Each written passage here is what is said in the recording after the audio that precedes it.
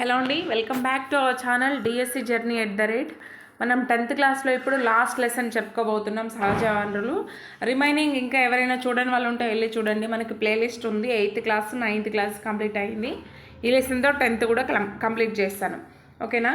ఇప్పుడు సహజ వనరులు అనే లెసన్ గురించి కనుక మాట్లాడుకుంటే, నీరు, నేల, అడవులు, వృక్ష జంతుజాలాలు మొదలైన సహజ వనరుల గురించి, వాటిని సంరక్షించే విధానాల గురించి క్రింది తరగతుల్లో మనం ఆల్రెడీ తెలుసుకున్నాము.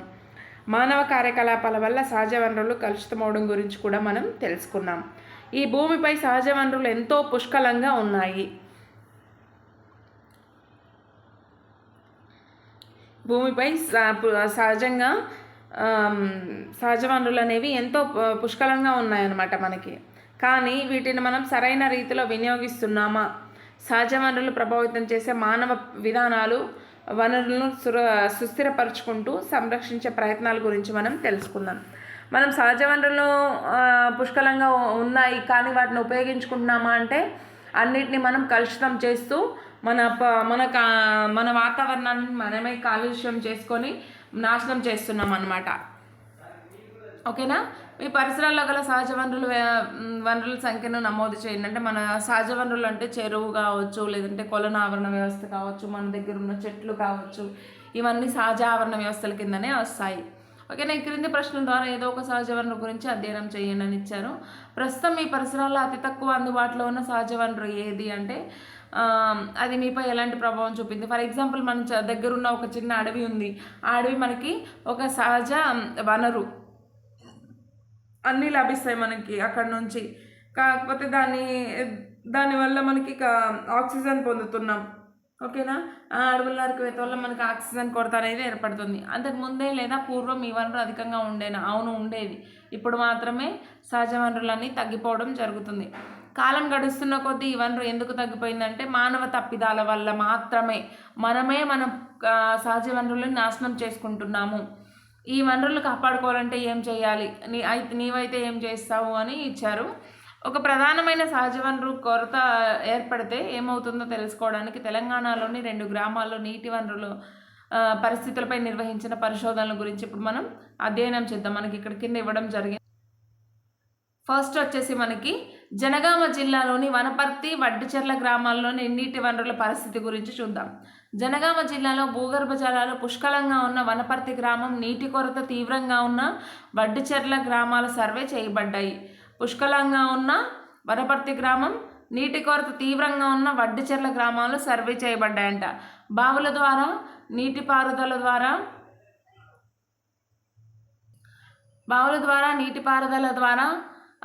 నీటి వసతి, దాని అందుబాటుపై పూర్తి అవగాహన, బావుల గణాంకాలు సేకరించారు. ఈ 2 గ్రామాల్లో బావుల సొంతదారుల నుండి ఒక ప్రశ్నావళిని ఉపయోగించి బావుల ద్వారా నీటిపారుదలపై అవసరమైన సమాచారం సేకరించారంట. సొంత బావులున్న 25 కుటుంబాల యొక్క సామాజిక, ఆర్థిక అంశాలకు సంబంధించిన సమాచారాన్ని మరొక ప్రశ్నావళి ద్వారా వివరంగా సేకరించారు.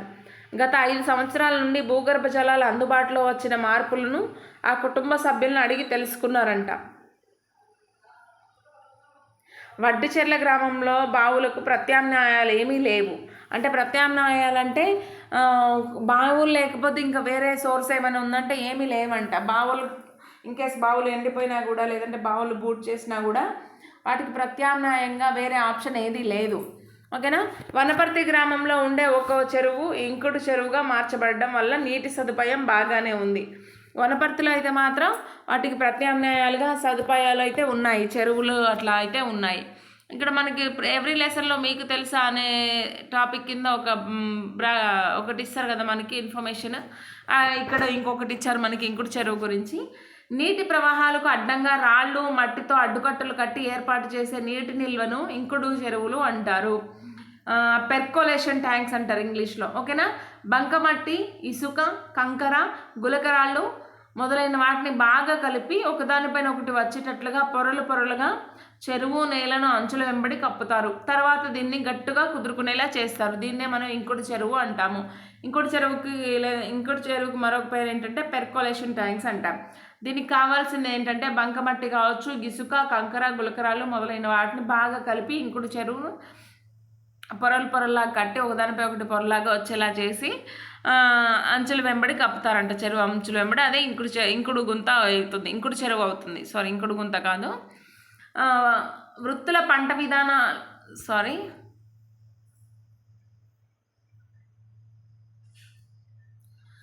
వృత్తుల పంట విధానాలు, భౌగోళిక స్థితిగతులు, మౌలిక సదుపాయాలు, సామాజిక సేవలు వంటి అంశాల దృష్ట్యా వనపర్తి, వడ్డిచెర్ల గ్రామాలు ఒకే విధంగా ఉన్నాయి. 2 గ్రామాల్లో చిన్న రైతులు చాలా ఎక్కువ సంఖ్యలో ఉన్నారు. సరాసరి కుటుంబ ఆదాయం వనపర్తిలో ఎక్కువగా ఉంది. ఈ 2 గ్రామాల్లో వ్యవసాయమే ముఖ్యమైన జీవనాధారం. బావులే నీటిపారుదలకు మూలం. భూగర్భ జలం యొక్క స్థాయిపైనే కుటుంబం ఆధారపడి ఉంటుంది. ఆ కుటుంబం యొక్క ఇన్కమ్ అనేది భూగర్భ జలం యొక్క స్థాయి మీద ఆధారపడి ఉంటుంది. ఎందుకంటే అక్కడ పంటలు పండించడానికి ఓన్లీ బావుల మీద మాత్రమే వీళ్ళు డిపెండ్ అయి ఉన్నారు. వేరే సోర్స్ అనేది ఎక్కడా లేదు, వడ్డిచెర్లలో కానీ వనపర్తిలో కానీ. ఓకేనా. గత కొన్ని సంవత్సరాలుగా వర్షపాతం సరిపడా లేకున్నా గ్రామ ప్రజలు వరి పండించడానికే సంసిద్ధతను చూపారు. కింది పట్టికను పరిశీలించండి. మనకి ఇక్కడ ఒక పట్టిక ఇచ్చారు. వనపర్తి గ్రామంలో మొత్తం వైశాల్యం ఎకరాల్లో 4000, నీటిపారుదల కలిగిన భూ వైశాల్యం 1000, బావుల సంఖ్య 155. వడ్డిచెర్ల గ్రామంలో మొత్తం వైశాల్యం ఎకరాల్లో వచ్చేసి 3000, నీటిపారుదల కలిగిన వైశాల్యం 450. చాలా తక్కువ ఉంది. బావుల సంఖ్య 175. ఎక్కువగా బావులు తవ్వుతున్నారు వీళ్ళు.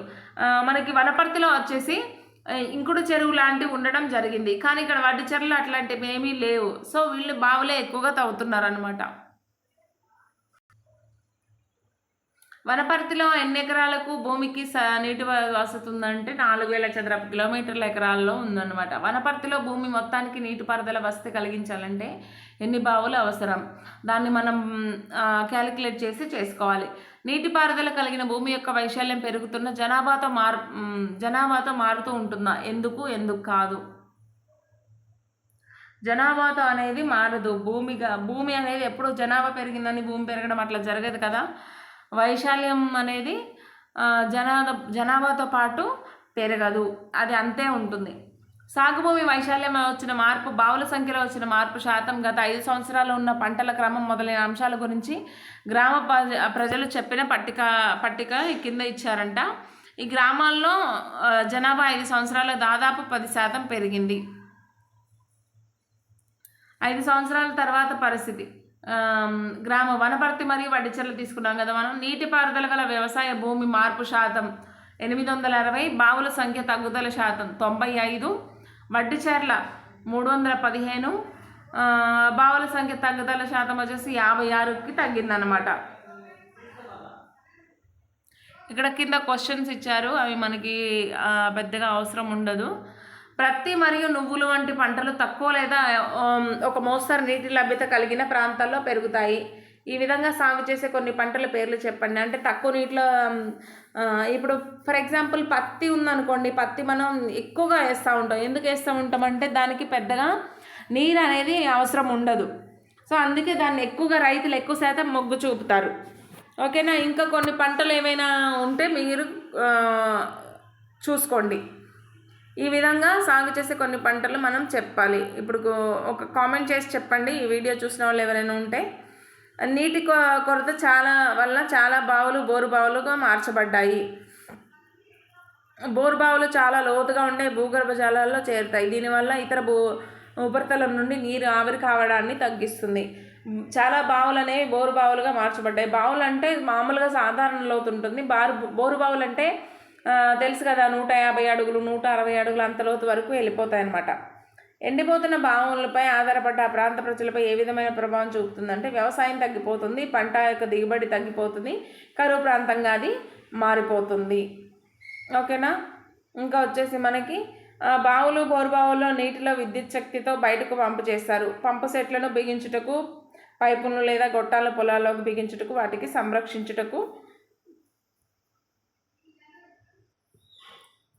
సంరక్షించడానికి విద్యుత్ శక్తి బిల్లులపై చిన్న రైతులు ఎక్కువ డబ్బులు ఖర్చు చేస్తున్నారు. విపరీతంగా బోరుబావులు వేయించడం వల్ల ఎలక్ట్రిసిటీ బిల్ అనేది ఎక్కువగా పెరిగిపోవడం వల్ల చిన్న రైతులు కూడా ఎక్కువ మొత్తం అనేది విద్యుత్ శక్తి మీద ఖర్చు పెట్టాల్సి వస్తుందన్నమాట. 1 ఎకరం పైన పెట్టిన పెట్టుబడి మరియు చేస్తున్న ఖర్చు వనపర్తి గ్రామంలో చాలా తక్కువ. ఎందుకంటే అక్కడ అంటే వేరే నీరు సరఫరాకి వేరే ఆప్షన్స్ అనేవి ఉన్నాయి. వడ్డిచెర్ల గ్రామంలో నీటి సదుపాయం అతి తక్కువ గల గ్రామం. ఇక్కడ చాలా ఎక్కువ, ఎందుకంటే వాళ్ళు బోరుబావుల ద్వారానే నీరు అనేది తెచ్చుకోవాలి. బోరు వేపించడానికి కావచ్చు, బోర్లోంచి నీళ్ళు మోటార్ కొనుక్కోవాలి. మోటార్ ద్వారా మళ్ళీ ఆ నీరు అనేది బయటికి రావడానికి మోటార్ కావాలి, దానికి కరెంటు కావాలి. ఇదంతా విద్యుత్ శక్తి కోసం డబ్బులు అనేవి అధికంగా వెచ్చించాలన్నమాట. ఓకేనా, ఇక్కడ మనకు ఒక చిన్న పట్టిక ఉంది, అది కూడా చూసుకోండి. ఇంకా మళ్ళీ మీకు తెలుసా అనేది మనకు ఒక బ్రాకెట్ ఇవ్వడం జరిగింది, అది చూద్దాం. గత కొన్ని సంవత్సరాల నుండి ఋతుపవనాల రాకడలో మార్పులు సంభవించడం వల్ల భూగర్భ జలాల వినియోగంపై ఒత్తిడి పెరిగింది. డ్రిల్లింగ్, లోతైన గొట్టపు బావులు, బోరు బావులు తవ్వడం వంటి చర్యలు విచక్షణారహితంగా రాష్ట్రంలోని భూగర్భ జలాలను వాడడం వల్ల ఈ వనరు బాగా తగ్గిపోతుంది. ఎందుకంటే విపరీతంగా మనకి డ్రిల్లింగ్ అని, గొట్టపు బావులు తీయడం, బోరు బావులు తవ్వడం ఇట్లాంటివన్నీ విచక్షణారహితంగా చేయడం వల్ల భూగర్భ జలాలు అనేవి తగ్గిపోతున్నాయి. భూగర్భ జలాలు అట్లా నిల్వ ఉండాల్సిన భూగర్భ జలాలు అనేవి మనం బయటికి తీస్తున్నాం, బోరు బావులేసి, గొట్టపు బావులేసి, డ్రిల్లింగ్ మిషన్స్ ద్వారా ఇలా. సో భూగర్భ జలాలు కూడా మనకి తగ్గిపోతుంది. ఆ భూగర్భ జలం అనేది కూడా ఒక సహజ వనరే కదా, అది కూడా తగ్గిపోతుంది మనకి. ఉభయ తెలుగు రాష్ట్రాల్లో 98 నుంచి 2002 మధ్య కాలంలో సరాసరి నీటి స్థాయి 3 మీటర్ల దాకా తగ్గింది. మనం ఇంతగానం బోరు బావులు అన్నీ వేస్తూ ఉంటే, బోరు బావులు విపరీతంగా వేయడం వల్ల ఆ భూగర్భ జలం అనే సహజ వనరు బాగా తగ్గిపోతుంది. 1998 నుంచి 2002 మధ్యలో 3% తగ్గిందంట తెలంగాణలో. నెక్స్ట్ వచ్చేసి వనపర్తి, వడ్డిచెర్ల గ్రామాల్లో వ్యవసాయం చేస్తున్న చిన్న పెద్ద రైతుల ఆదాయాలను చూద్దాం. వనపర్తి జిల్లాలో పెద్ద రైతుకి వరి ఖరీఫ్ అంటే 8,200 ఎకరానికి ఆదాయం. వరి రబీలో వచ్చేసి 8,700, పత్తికైతే 4,900, నువ్వులకైతే 3,300. ఎకరాకు సంవత్సర ఆదాయం 25,100. చిన్న రైతుకైతే ఈ విధంగా క్యాలిక్యులేషన్స్ ఇచ్చారు, ఇవి చూసుకోండి, మనకి పెద్దగా అవసరం ఉండదా, ఐ థింక్ సో. ఓకేనా. Centre for world solidarity, Secunderabad, Telangana. Centre for world solidarity, Secunderabad, Telangana project చేపట్టిన గ్రామాల్లో ఎండిపోతున్న బావుల్లో నీరు చేరుకునేలాగా భూగర్భ జలాలపై సుస్థిరత్వంపై దృష్టి కేంద్రీకరించింది. రైతులందరూ సమిష్టిగా నీటిని పంచుకొని వాడుకునే విధంగా ప్రోత్సహించారనమాట. ఒకే నీటి వనరు ఉపయోగించుకునే విధంగా చిన్న రైతులు, పెద్ద రైతులు గ్రూపులుగా ఏర్పడ్డారు. డ్రిప్ మరియు స్ప్రింక్లర్లతో సూక్ష్మ నీటి పారుదల, మైక్రో ఇరిగేషన్ అంటారు కదా. డ్రిప్ ఇరిగేషన్ లేదా స్ప్రింక్లర్లతో అంటే చిన్న చిన్న పైపులు పొలమంతటా వ్యాపించి ఉంటాయి, దానికి అక్కడ చిన్న చిన్న హోల్స్ ఉంటాయి, నిరంతరం వాటర్ పడుతూనే ఉంటాయి, డ్రాప్గా పడుతూనే ఉంటాయి. ఓకేనా. దాని ద్వారా ఏంటంటే మనకి వాటర్ సేవ్ అవుతుంది. అట్లాంటి పద్ధతులు అనమాట. అట్లాంటి పద్ధతులను అనుసరించేలా రైతులు స్ఫూర్తిని పొందారు, ఎందుకంటే వాటర్ని సేవ్ చేసుకోవడానికి. వర్షపు నీటి సంరక్షణగా ఇంకుడు గుంతలను తవ్వారు. పెర్కోలేషన్ పిట్స్ అంటే ఇంకుడు గుంతలను తవ్వి వర్షపు నీటిని నిల్వ చేసుకున్నారంట. ఇంకుడు గుంతలు ఎండిపోయిన బోరుబావుల్లో తిరిగి నీటి నిల్వలు పెంచడానికి తోడ్పడతాయి. ఇంకుడు గుంతలు ఏం చేస్తాయంటే ఎండిపోయిన బోరుబావుల్లో తిరిగి నీటిని నిల్వ చేయడానికి ఉపయోగపడతాయంట. సిమెంటు, ఇటుకలు లేదా రాళ్లతో 30 సెంటీమీటర్ల మందం గల గట్లు కట్టి నిర్మిస్తారు. లోపల రాళ్ళు, మట్టితో నింపుతారు ఆ ఇంకుడు గుంతల్లో. ఈ నీటి ప్రవాహాన్ని ఇంకేలా భూగర్భ జలాలను పెంచుతాయంట. ఇవి నీటి బాగా ఇంకేలాగా చేసుకుని తగ్గిపోతున్న భూగర్భ జలాలను పెంచడానికి ఈ ఇంకుడు గుంతలు అనేవి ఉపయోగపడతాయి. బావుల్లోకి నీరు చేరేలా చేయడం ఎట్లా? వడ్డిచెర్లలో ఎండిన బావుల్లోకి నీరు చేరేలా చేసినట్లయితే రైతులకు ఏ విధంగా సహాయపడుతుందంటే వ్యవసాయం బాగా పెరుగుతుంది, అక్కడ వాళ్ళ జీవితాలు బాగుపడతాయి. ఓకేనా. అందరికీ నీరు అని ఒక హెడ్డింగ్ ఉంది ఇక్కడ, అదేంటో చూద్దాం. భూమిపై ఉన్న మొత్తం నీటిలో సముద్రాలు, మహాసముద్రాలు, భూగర్భ జలాల్లో ఉన్న నీటిలో 97% ఉప్పు నీరే ఉంది. 2.5 to 2.75 మాత్రమే మంచినీరు. దీనిలో 1.75 నుండి 2% అంటే 3/2 వంతుల నీరు గ్లేసియర్లు మరియు మంచు, హిమపాతం రూపంలో గడ్డకట్టి ఉందన్నమాట. మిగిలిన 0.7 to 0.8% మంచినీరు భూగర్భ జలంగా ఉంది. ఇంకా మిగతా నీరు తేమ రూపంలో ఉంటుంది. 0.01 కంటే తక్కువ పరిమాణంలో మంచినీరు ఉంటుంది. మనం తాగే నీరు ఎంత అంటే 0.01 కంటే తక్కువనే ఉంటుందంట. మిగతాదంతా ఏమవుతుంది అంటే 97% ఉప్పు నీరే. ఉన్న 100%లో మనకి 97% వచ్చేసి 97% ఉప్పు నీరు ఉంది.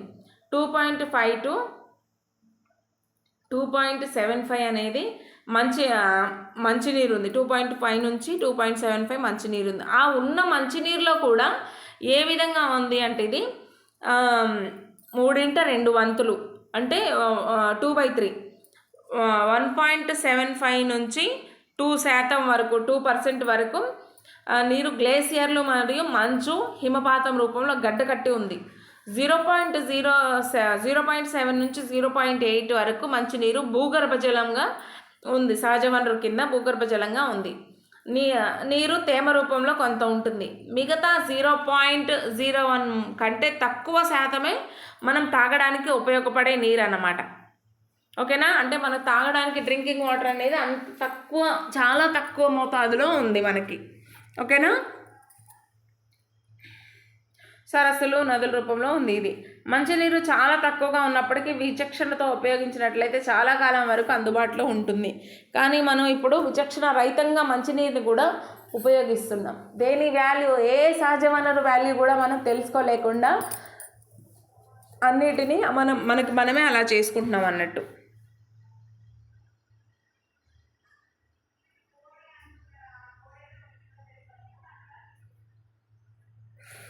పూర్వం వాటర్ షెడ్ 2 నదులు లేదా కాలువల మధ్య భూప్రాంతం వాటర్ షెడ్ అంటే. ఓకేనా? వాటర్ షెడ్ ఆధారంగా నిపుణులైన రైతులు గ్రామ సరిహద్దులను నిర్ణయించేవారు. 2 గ్రామాల మధ్య గల మురుగునీటిపారుదల వ్యవస్థ ఆధారంగా ఆ హద్దులు నిర్ణయించబడేవి. వ్యవస్థలోని సభ్యులందరూ వీటిని సామాజికంగా అంగీకరించేవారు. ఓకేనా? నీటి వనరులను సమర్థవంతంగా ఉపయోగించుకోవడంలో అభివృద్ధి దాగి ఉంటుంది అని తెలిసిన మరొక అధ్యయనాన్ని పరిశీలిద్దాం. కింద ఇంకొక ఎగ్జాంపుల్ ఇచ్చారు, అది చూద్దాం ఇప్పుడు. కొత్తపల్లి గ్రామంలో నీటి యాజమాన్యం దిశగా ఒక ప్రయత్నం. సరైన మార్గదర్శకత్వంలో గ్రామ ప్రజలు అందుబాటులో ఉన్న నీటిని సరైన రీతిలో ఏ విధంగా వాడుకోవచ్చునో ఈ అధ్యయనం తెలియజేస్తుంది. అధ్యయనానికి ముందు కొత్తపల్లి గ్రామం యొక్క సర్వే కింద విషయాలను తేటతెల్లం చేసింది. సాగుభూమి కన్నా బీడు భూములు విస్తృతంగా ఉండేవి, అంటే ఎక్కువగా ఉండేవి. పంట పండని భూములు, బీడు భూములు అంటే పంట పండని భూములు. తక్కువ అక్షరాస్యత ఉండేది.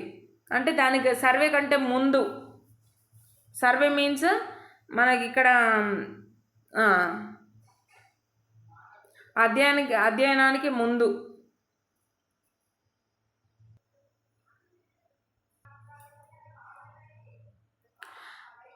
తక్కువ అక్షరాస్యత, శ్రామికులు తక్కువగా ఉండేవారు. చిన్న కమతాలతో లేదా పొలాల్లో క్రిమి సంహారకాలు మరియు ఎరువులు అంటే పెస్టిసైడ్స్ మరియు ఫర్టిలైజర్స్ అనేవి ఎక్కువగా వాడేవారంట. పంట దిగుబడి తక్కువగా ఉండేది. గ్రామంలో నీటి సంరక్షణ నిర్మాణం ఒకటి కూడా లేదు. ఉత్పాదకత, ఆదాయాన్ని పెంపొందించే విధానాలు ఈ గ్రామంలో ఎలా అమలు జరిగాయో పరిశీలిద్దాం. International crop research institute for semi arid tropics అంటే ఇక్రిసాట్ యొక్క ఫుల్ ఫామ్ మనకి చాలా ఇంపార్టెంట్, చూసుకోండి ఇది. ఇక్రిసాట్ గ్రామస్తులను పెద్ద సంఖ్యలో విద్యావంతులను చేయడమే కాకుండా సరైన ధరతో నీటి నిల్వ మరియు నేల సంరక్షణ నిర్మాణాలు చేపట్టడానికి కావలసిన సాంకేతికతను అందించారు. సాంకేతికత అంటే టెక్నాలజీని అందించారనమాట ఇక్రిసాట్ వారు. ఓకేనా? తక్కువ ఖర్చుతో నేలలో నీటి నిల్వ మరియు నేల సంరక్షణ ఏ విధంగా జరగాలనేసి టెక్నాలజీ వల్ల ఇక్రిసాట్ వారు అందించారు. పెద్ద సంఖ్యలో విద్యావంతులు కూడా చేశారనమాట. ఈ పద్ధతులు సామాజికంగా, వ్యక్తిగతంగా రైతులపై కేంద్రీకరించబడ్డాయి.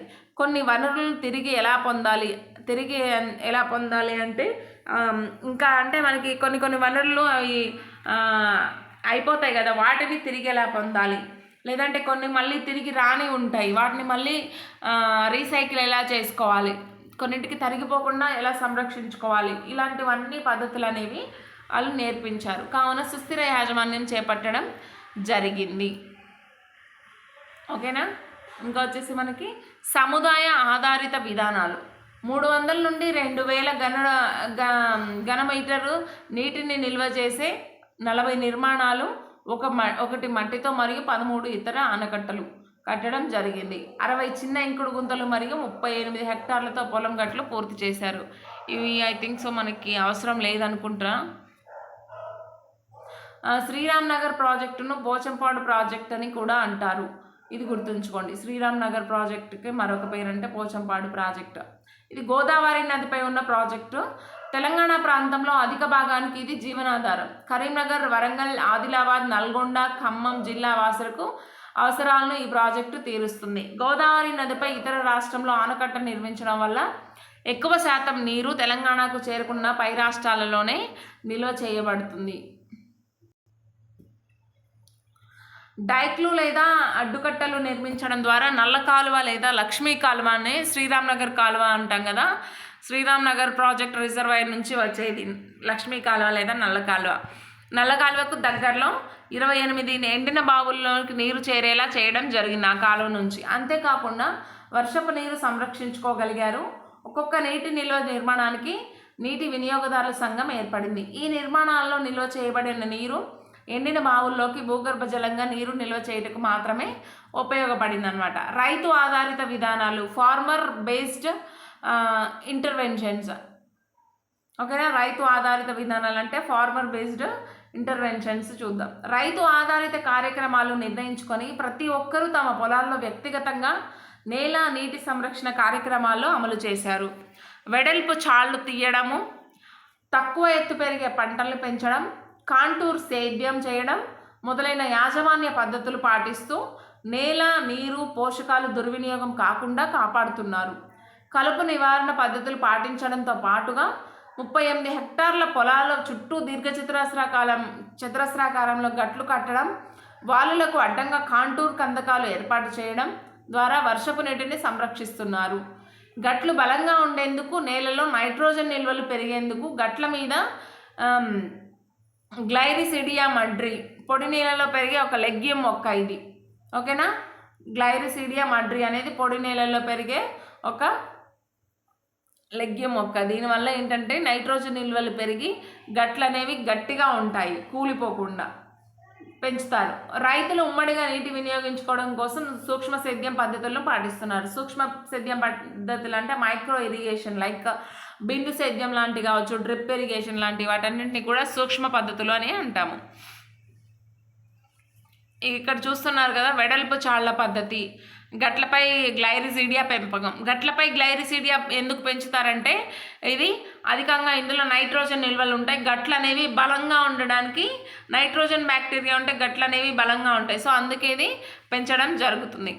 ఓకేనా, నెక్స్ట్ వచ్చేసి మనకి వెడల్పు చాళ్లు తీయడం, సూక్ష్మ సేద్య పద్ధతులు పాటించడం వల్ల హెక్టార్కు 250 కిలోలకు పైగా కందులు, 500 కిలోలకు పైగా మొక్కజొన్నలు అధిక దిగుబడి సాధించారనమాట. ఈ పద్ధతుల ద్వారా వీరు అధికంగా పంటల దిగుబడి అనేది సాధించడం మనం గమనించవచ్చు. బిందు సేద్యం అంటే ఇది ఒక మైక్రో ఇరిగేషన్ అని ఆల్రెడీ చెప్పాను కదా. బిందు సేద్యం అమలు చేయడం వల్ల 70% నీటిని పొదుపు చేయగలిగారు. బిందు సేద్యం అంటే డ్రాప్స్గా వాటర్ పడుతుంది, ఎక్కువగా ఒకటేసారి ఫ్లో వచ్చి పడదు. సో అందుకని మనం నీరు అనేది చాలా కూడా వేస్టేజ్ నుంచి కాపాడుకోవచ్చు మైక్రో ఇరిగేషన్ ప్రాసెస్ వల్ల. ఇంత మంచి విధానం అయినప్పటికీ కూడా దురదృష్టవశాత్తు ప్రపంచవ్యాప్తంగా ఇప్పటికీ కేవలం 2% వ్యవసాయ భూముల్లో మాత్రమే ఈ విధానం అమల్లో ఉందన్నమాట. ఓకేనా, మంచివేవి మనం తీసుకోం కదా, చెడ్డవే ఎక్కువ మనం ప్రమోట్ చేస్తాం. బీడు భూముల అభివృద్ధి, మొక్కల పెంపకం. రోడ్ల వెంబడి పొలాలు, కాలువలు, గట్ల వెంబడి ఉపయోగకరమైన జాతుల మొక్కలను పెంచడం ద్వారా బీడు భూముల అభివృద్ధి చేయవచ్చు. 0.03 మీటర్ల ఎత్తు కట్టలను కట్టి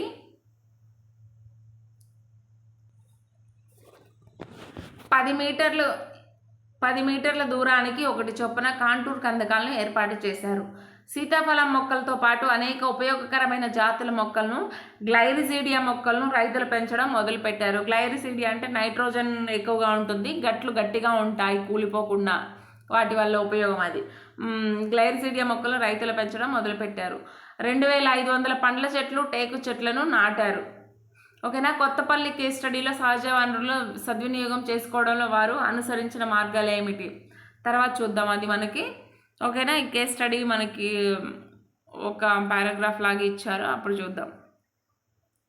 2004 సంవత్సరంలో నిర్వహించిన సర్వే ప్రకారం తెలుగు రాష్ట్రాల్లో అందుబాటులో ఉన్న మొత్తం నీరు 3,814 మిలియన్ క్యూబిక్ అడుగులు. దీనిలో నీటిపారుదలకు 2,268 టీఎంసీ, గృహ అవసరాలకు 21 టీఎంసీ, పరిశ్రమలకు 10 టీఎంసీ, శక్తి ఉత్పాదనకు 1 టీఎంసీ. ఉపయోగించబడిన మొత్తం నీరు వచ్చేసి 2,300 టీఎంసీలు. 2025 సంవత్సరానికి అవసరమయ్యే నీరు 3,989 టీఎంసీలు అన్నమాట. ఓకేనా, ఇక్కడ అన్ని క్వశ్చన్స్ ఇచ్చారు. ఐ థింక్ సో మనకి అవసరం లేదనుకుంటున్నా. ఒక మ్యాటర్ ఉంది, చిన్నగా చూద్దాము. భూగర్భ జలాలను పెంచుకోవాల్సిన అవసరం ఎంతైనా ఉంది మనం. ఎందుకు అంటే భూగర్భ జలాలు లేకపోతే సమస్త ప్రాణకోటికి చాలా నష్టం వాటిల్లే సమస్య ఉంది. ఏదైనా లేకపోతే కొంచెం ఫుడ్ తక్కువైనా కొంచెం దీన్ని కొంచెం ఆగి బ్రతకొచ్చు, కానీ వాటర్ లేకపోతే మాత్రం మనం బ్రతకలేము. భూగర్భ జలాలను పెంచుకోవాల్సిన అవసరం ఎంతైనా మనకుంది. ఎక్కువ శాతం నీరు వ్యవసాయ రంగంలో వినియోగించబడుతుంది. గోదావరి, కృష్ణ వంటి పెద్ద పెద్ద నదులు ఉన్నప్పటికీ కూడా భూగర్భ జలాలే వ్యవసాయానికి, నీటిపారుదలకి మూలాధారం. ఓకేనా, భూగర్భ జలాలే మన వ్యవసాయానికి మూలాధారం అన్నమాట. ఎంత పెద్ద నదులు, సరస్సులు ఉన్నప్పటికీ కూడా. ఇక్కడ మనకి ఫ్లో డయాగ్రామ్ లాగా ఇచ్చారు చూడండి. కాలువలు 37%, భూగర్భ జలం 43%, ఇతర వనరులు 5%, అంటే బావులు అట్లాంటివి కావచ్చు, గుంటలు కావచ్చు, చిన్న చిన్న గుంటలు అట్లాంటివి. చెరువులు వచ్చేసి మనకి 15%. ఓకేనా, ఎక్కువగా ఉన్నది ఏంటంటే భూగర్భ జలం 43%.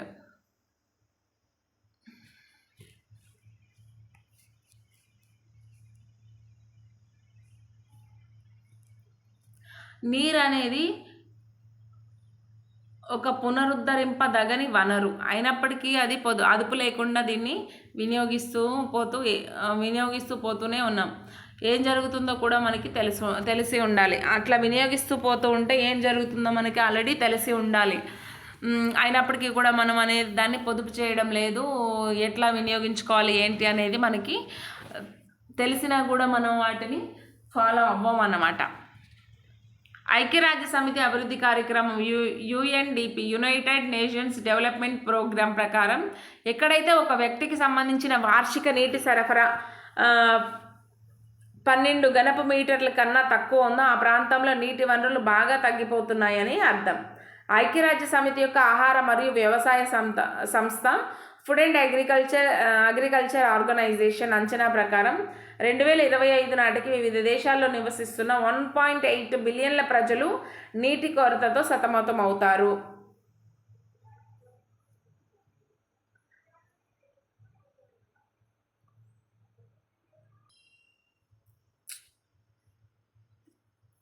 మన చుట్టూ ఉండే సహజ వనరులు గాలి, నీరు, నేల, ఖనిజాలు, ఇంధనాలు, మొక్కలు, జంతువులు, భూమిపై ఉండే ఇతర సహజ వనరులు, ఇవన్నీ కూడా సహజ వనరులే. ప్రతి ఒక్కటి కూడా ఈ సహజ వనరులన్నింటినీ కూడా మనం సంరక్షిస్తూ ఉండాలి. వర్తమానంలో మరియు భవిష్యత్తులో జీవులన్నీ లాభం పొందాలంటే మన ఇప్పుడు ప్రజెంట్ మనం ఉన్నాము, తర్వాత మన ఫ్యూచర్ జనరేషన్స్కి లాభం పొందాలి అంటే ఈ సహజ వనరులు, న్యాచురల్ రిసోర్సెస్ అనేవి కంపల్సరీ మనం సంరక్షించుకోవాలి.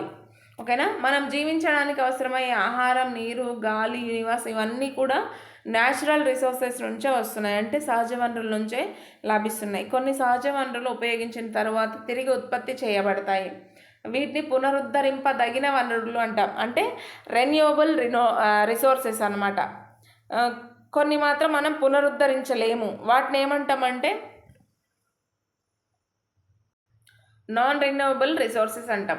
ఎంత వాడుకున్నట్లయితే అవి ఎప్పటికీ తరిగిపోయినట్లే. అతి తక్కువ కాలం ఇవి వినియోగించబడతాయి, కానీ ఇవి తయారవ్వాలంటే చాలా కాలం పడుతుందంట. నాన్ రెన్యూవబుల్ రిసోర్సెస్ అనేవి శిలాజ ఇంధనాలు, వీటినే పునరుద్ధరింపలేని వనరులు అంటారు. ప్రజలు చాలా వరకు ఈ సహజ వనరులు నాశనం చేస్తుంటారు. జంతువులు వేటాడతారు, అడవులు నరికి వేస్తారు, ఇవన్నీ మనం చేసేవే. దీనివల్ల గాలి మరియు నీటి ద్వారా నేల కోతకు గురవుతుంది. నేల అనేది కోతకు గురవుతుందన్నమాట. లోపభూయిష్టమైన వ్యవసాయ పద్ధతులు వల్ల నేల సారం తగ్గిపోతుంది, ఇంధన వనరులు తగ్గిపోతున్నాయి, నీరు, గాలి కలుషితం అయిపోతుంది. ఈ సహజ వనరులను విచక్షణతో తగినంత ఉపయోగిస్తే చాలా కాలం వరకు ఇవి అందుబాటులో ఉంటాయి. సంరక్షణ ద్వారా ప్రజలు సహజ వనరుల వ్యర్థాన్ని తగ్గించి సరైన రీతిలో వినియోగించాలి. ప్రపంచంలో చాలా ప్రాంతాల్లో గల నీటి వినియోగంపై నిషేధాలు ఉన్నాయి. ఆస్ట్రేలియాలో కరువు వల్ల సంభవించిన తీవ్రమైన నీటి కొరత వల్ల తోటలకు నీళ్లు పెట్టడం, వాహనాలు కడగడం, ఈత కొలను నీటితో నింపడం వంటి కార్యకలాపాలు నిషేధించాలని ఉత్తర్వులు జారీ చేశారు. అందువల్ల ప్రజల్లో నీటి వినియోగంపై అవగాహన కలిగింది, వృధాను అరికట్టగలిగారు. మనం కూడా అట్లాంటివి ఏమైనా కొన్ని పెట్టుకుంటే మాత్రం నీటి వేస్టేజ్ అనేది తగ్గించుకోవచ్చు. ఓకేనా. గత 2 శతాబ్దాల్లో మానవ జనాభా అత్యధికంగా పెరిగింది. ఆహారం, ఇళ్ళు, వస్తువుల ఉత్పత్తి, రవాణా మరియు విద్యుత్ శక్తి కోసం ఇంధనాన్ని మండించి సహజ వనరులను బిలియన్ల ప్రజలు వినియోగిస్తున్నారు. బిలియన్స్ ఆఫ్ పీపుల్ అనేది మనకి న్యాచురల్ రిసోర్సెస్ అనేవి ఉపయోగిస్తూనే ఉన్నారు. మనుగడ కొనసాగించడం అనేది సహజ వనరులను విచక్షణతో జాగ్రత్తగా ఉపయోగించడంపై ఆధారపడి ఉంది. జాగ్రత్తగా విచక్షణాయుతంగా మనం వాటిని యూజ్ చేసుకుంటే మన మనుగడ అనేది కొనసాగుతుంది. లేదు అంటే మన మనుగడ కష్టతరం అవుతుంది. వనరులను సంరక్షించవలసిన అవసరం ఇతర అవసరాలతో విభేదిస్తుంది. కొంతమంది ప్రజలు పరిశ్రమ స్థాపించడానికి అటవీ ప్రాంతాన్ని సైతం సరైనదని భావిస్తారు. అడవులు నరికి కూడా మనం పరిశ్రమలు కొంతమంది నిర్మిస్తారు. కలప పరిశ్రమ వారు అడవిలోనే చెట్ల నిర్మాణానికి ఉపయోగించుకోవాలనుకుంటారు. ఇప్పుడు కలప పరిశ్రమ ఉంది కదా,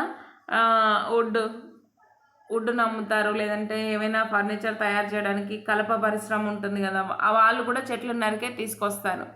ఒక వ్యాపార కంపెనీ ఆ భూమిపై ఒక పరిశ్రమ లేదా షాపింగ్ మాల్ను నిర్మించాలనుకుంటుంది. అడవులు నరికి ఏదైనా షాపింగ్ మాల్ను నిర్మించాలనుకుంటారు. కానీ రేపటి రోజున మన ఫ్యూచర్ జనరేషన్కి జరిగే నష్టాల గురించి ఏ ఒక్కరు కూడా ఆలోచించరు. ప్రజెంట్ మనీ ఎర్న్ చేస్తున్నామా, మనీ మైండెడ్గా ఉన్నారు, కానీ ఈ సహజ వనరులు ఏమైపోతున్నాయి, నెక్స్ట్ మన ఫ్యూచర్ జనరేషన్స్ పరిస్థితి ఏంటనేది ఒక్కరు కూడా ఆలోచించట్లేదు. ఈ అవసరాలన్నీ వ్యాపార వర్గాలకు, పాలకులకు సబబుగానే విలువైనవిగానే అనిపించవచ్చు, కానీ అడవిలో మొక్కలు, జంతువుల గురించి పూర్తిగా మర్చిపోవడం జరుగుతుంది. ఒక చెట్టును నరికితే ఆ చెట్టు వల్ల వచ్చే ఆక్సిజన్ ఎంత ఉంటుంది, లేదంటే ఆ చెట్టు మీద చిన్న చిన్న జీవులు ఎన్ని ఆధారపడి జీవిస్తాయి అనేది మనం ఆలోచించము. జంతువులు ఇతర ఆవాసాలకు తరలిపోయే వాటికి నష్టం చేకూరుస్తూ భవిష్యత్తులో ఉపయోగపడవలసిన వనరులు తరిగిపోయేలా చేస్తూ నేడు అందుబాటులో ఉన్న వనరులన్నింటినీ నాశనం చేస్తూ మనం అభివృద్ధి ప్రయోజనాలను లెక్కిస్తున్నాము. డబ్బు సంపాదిస్తున్నాం, ఎంత డెవలప్ అయ్యాం, ఇవన్నీ చూస్తున్నామే తప్పిస్తే జంతువులకు ఎంత నష్టం చేస్తున్నాము అనేది మాత్రం మనం చూసుకోవట్లేదు. అభివృద్ధి, సంరక్షణ రెండింటికి ప్రాధాన్యమిస్తూ మనుగడ సాగించవచ్చు. భావితరాలకు అవసరమయ్యే సహజ వనరులు అందుబాటులో ఉండే విధంగా మన పర్యావరణాన్ని ఉపయోగించుకున్నట్లయితే అది సుస్థిర అభివృద్ధి అవుతుంది. సుస్థిరంగా జీవించాలంటే మనం ఎన్నో రకాల వనరులను జాగ్రత్తగా వినియోగిస్తూ సంరక్షించుకోవాలి. మీ పరిసరాల్లో ఒక ప్రధాన వనరులను వాడుతూ సంరక్షించుకునే విధంగా ఇతరులను ఎలా సంసిద్ధులను చేస్తావు అనేది ఒకటి ఇచ్చారు మనకు. అది యాజ్ పర్ కాంపిటేటివ్ ఎగ్జామ్ పరంగా ఇది క్వశ్చన్ అవసరం లేదు. కాకపోతే మనం స్కూల్లో చెప్పేటప్పుడు మాత్రం ఇవన్నీ చెప్పాలి పిల్లలకి. అడవి ఒక ప్రధాన పునరుద్ధరింపదగిన వనరు. అడవులు చాలా ప్రాముఖ్యత గలవి అని అనుకోవడానికి కారణం ఏంటంటే అంటార్కిటికా తప్ప మిగిలిన ఖండాలన్నింటిలో అడవులు ఉన్నాయి. అంటార్కిటికాలో అడవులు లేవంట, మిగిలిన అన్ని ఖండాల్లో అడవులు బాగానే ఉన్నాయి. మొక్కలకు, జంతువులకు ఒక గొప్ప ఆవాసంగా ఉన్నాయి. ప్రపంచానికి అడవులు ఊపిరితిత్తుల వంటివి మరియు కొత్త జీవితానికి పోషకాలను అందించే ప్రముఖ స్థానం. లెక్కలేనన్ని ఉత్పత్తులను ఇచ్చే అడవులను విచక్షణ రహితంగా నాశనం చేస్తున్నాం. అదే అడవులను నరికివేయడం, ఫ్యాక్టరీలు నిర్మించడం, ఇంకా షాపింగ్ మాల్స్ నిర్మించడం, ఇట్లాంటివన్నీ మనం చేస్తూ ఉన్నాం కదా. కలప లేదా వ్యవసాయం లేదా అభివృద్ధి పేరిట ప్రజలు అడవులను నరుకుతున్నారు. ప్రతి సంవత్సరం భూమిపై 36 మిలియన్ల ఎకరాల అడవులు ఉమ్మడి ఆంధ్రప్రదేశ్ సగభాగం కన్నా ఎక్కువ భాగంలో ఉన్నాయి, నరికివేయబడ్డాయి అన్నమాట. అడవులను నరికివేయడం వల్ల వన్యజాతుల ఆవాసాలు నాశనం అవుతాయి, నేల కోత ఎక్కువ అవుతుంది. హరిత గృహ వాయువులు, గ్రీన్ హౌస్ గ్యాసెస్ విడుదలై భౌగోళిక వెచ్చదనానికంటే గ్లోబల్ వార్మింగ్కి దారితీస్తాయి. భూమి వెచ్చగా అవడం అంటే కార్బన్ డైఆక్సైడ్ భూమి మీద విపరీతంగా పెరిగిపోయి భూమి వెచ్చబడ్డాన్ని గ్లోబల్ వార్మింగ్ అంటారు. ఓకేనా. ప్రపంచంలో విడుదలయ్యే హరిత గృహ వాయువుల మొత్తంలో 15% వాయువులు అడవులను నరకడం వల్లనే విడుదలవుతున్నాయి. హరితగృహ వాయువులు గ్రీన్ హౌస్ గ్యాసెస్ అనేవి మొత్తం ప్రపంచంలో రిలీజ్ అయ్యే గ్రీన్ హౌస్ గ్యాసెస్లో ఒక 15% అడవులు నరికివేయడం వల్లనే రిలీజ్ అవుతున్నాయంట. అంటే చూసుకోండి మనకి ఎంత నష్టం అవుతుందో అడవులు నరికివేయడం వల్ల. అటవీ ఉత్పత్తుల సేకరణ కోసం వంట చెరుకు మరియు జీవనోపాధి కోసం మనుగడ కోసం అడవులపై ఆధారపడి జీవించే ప్రజలు అడవులను నరకడం వల్ల చాలా నష్టపోతున్నారు. భవిష్యత్తులో ఈ వనరులు అందరికీ అందుబాటులో ఉండాలంటే అడవుల సుస్థిరత్వానికి కొన్ని ముఖ్య పద్ధతులను అనుసరించడం చాలా అవసరం. అమృతాదేవి ఆమె కుమార్తెలు గ్రామస్తులతో కలిసి చెట్లను కౌగిలించుకొని అడవులను కాపాడేందుకు చేసిన ప్రయత్నం మరువలేనిదంట. భవిష్యత్తు తరాలకు అటవీ వనరులు అందజేయాలంటే సుస్థిర అటవీ విధానాలను సస్టైనబుల్ ఫారెస్ట్రీ ప్రాక్టీసెస్ను అనుసరించడం అవసరం. రాజస్థాన్లో వైష్ణవులు చేసిన కార్యక్రమం మనకు మార్గదర్శకం. అమృతాదేవి ఆమె కుమార్తెలు గ్రామస్తులందరూ కలిసి ఒక గ్రామ సమీపంలో ఉండే అడవుల్లోని వృక్షాలను కొట్టివేయకుండా కాపాడుకున్నారు. ఇలాంటి అద్భుతమైన ఉద్యమాలు మనకు పర్యావరణాన్ని కాపాడుకోవడంలో స్ఫూర్తినిస్తాయి. ఇట్లాంటిదే మళ్ళీ ఇంకొక ఉద్యమం చిప్కో ఉద్యమం కూడా ఇట్లాంటిదే కదా. చిప్కో ప్రకృతిని కాపాడేందుకు 29 నియమాలతో స్వయం చట్టం చేసుకున్నారంట. మన రాష్ట్రంలో కూడా చెంచులు గోండులు అడవుల్లో జీవిస్తూ అటవీ సంపద కాపాడుకుంటున్న విధానం గురించి 7వ తరగతిలో అడవి మన జీవన పాఠంలో ఆల్రెడీ మనకి అయిపోయింది ఆ లెసన్. చూడని వాళ్ళు ఉంటే ఎవరైనా వెళ్ళి చూడండి.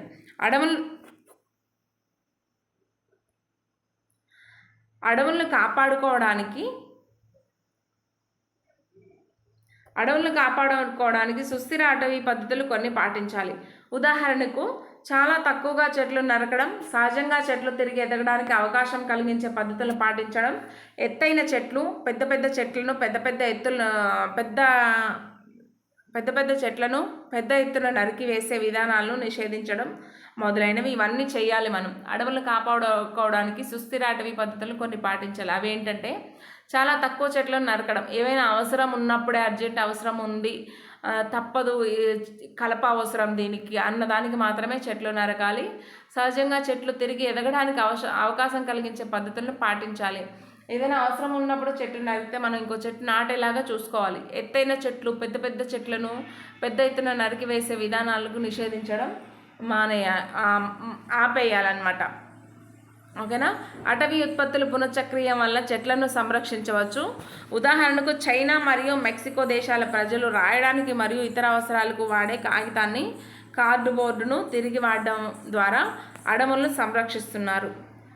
ప్రపంచంలోని కాగితంలో సగభాగం తిరిగి వాడడం జరిగితే ప్రపంచంలో కొత్త కాగితానికి ఉన్న అవసరం తీరడమే కాకుండా భూమిపై ఉన్న చెట్లను కాపాడినట్లు అవుతుంది.